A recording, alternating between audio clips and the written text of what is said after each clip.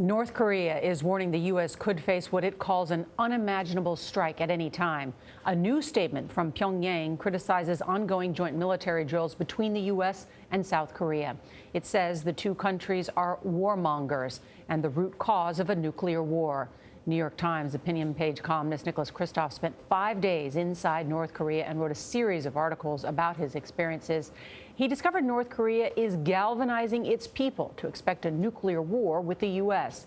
Nicholas joins us here at the table. Good morning. Good morning. This is your third trip to North Korea, right? That's correct. And so how was this different from what you've seen in the past? So it was very different. I mean, North Korea is always a bizarre place, and there's always a certain amount of over-the-top rhetoric. But this time, the country has really galvanized for war. There's constant talk about missile attacks on the U.S. There are billboards around the country showing missiles destroying the U.S. Capitol, destroying the U.S. flag. There's discussion about how a nuclear war with the U.S. is inevitable, and maybe most striking, about how North Korea will defeat the U.S. in this nuclear war. It's not only survivable, but actually winnable. They're convinced they would win if a war took place. Astonishingly, they are convinced that they would win, and that the U.S. would then retreat ignominiously from the Korean Peninsula, from Japan, from Asia, and Kim Jong-un would unite the Korean Peninsula. Why are they so confident, Nick? Well, I mean, of course, it's always very difficult to distinguish what they say versus what they think.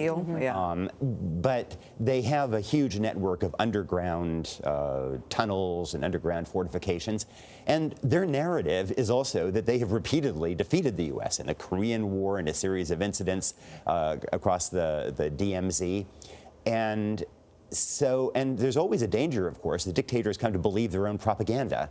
And I'm nervous that is what is happening right now. Were you nervous and afraid while you were there yourself? You had handlers the whole time. It didn't seem like you were able to move freely, as you have been in the past. That's right. I mean, look, reporting in North Korea, you were always very constrained. But in the past, I was able to stay in the center of the city, in a hotel, to walk around. This time, the North Korean Foreign Ministry had handlers that just clung to me like a limpet. They kept me at a guarded foreign ministry compound in the rice paddies outside of town. And I thought, oh, this is to protect the North Koreans from my vigorous questioning. Yeah. But no, it turns out that they were there to protect me from the security services who might not be on board with having an American journalist in town. And that was a little thinking they could kidnap you and take you. Yeah, I don't think it was so much that the security forces would suddenly grab me. I think it was more of a concern that I might engage in some kind of mischief, and then the security forces would grab me, and then there would be a problem. We know North Korea is probably the biggest national security test that Trump will face. When I was there in May and interviewed President Moon, the president of South Korea, he talked about opening up a bilateral dialogue. Trump talked about that on the campaign. He said sitting knee to knee with the North Korean leader, Kim Jong-un. Any sense that dialogue can or will happen? One of the sad things is that the doves, if you will, the people trying to find an exit ramp in North Korea, just like those in Washington, seem to be marginalized.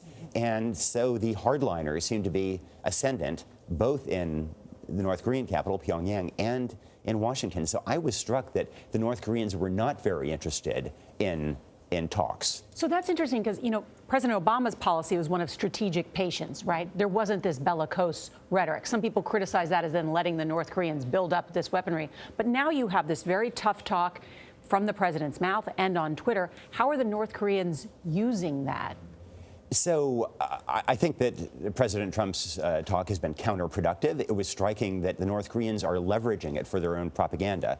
So your average North Korea knows nothing about Otto Warmbier, for example. It so surprises me. Yeah, that doesn't penetrate. They know all about President Trump's threat to totally destroy North Korea, because it fits into their narrative. But this is the other part of it. We did a story with David Gutenfelder, who was in North Korea dozens of times, and he talked about all of North Korea is not Kim Jong-un. I mean, we're talking about millions of people there, too, who don't know about all of this and wouldn't necessarily agree with what their leader is doing. It's very hard to know what ordinary North Koreans think, and in North Korea, you don't get a very good sense of that. But I must say, talking to defectors, you get the sense that the mind control, controlling every bit of information, having a speaker in people's homes to bring in propaganda, not having radio dials, that that works pretty well to get people to essentially believe in the regime, except closer to the Chinese border. Closer to the Chinese border, they do hear alternative truths, and they begin to question things. As they Really try to live their interesting. lives avoiding nuclear war. And we're glad you're back safely, Nicholas. So am I. So is my wife. Yes, I'm sure she is. Thank you, Nick.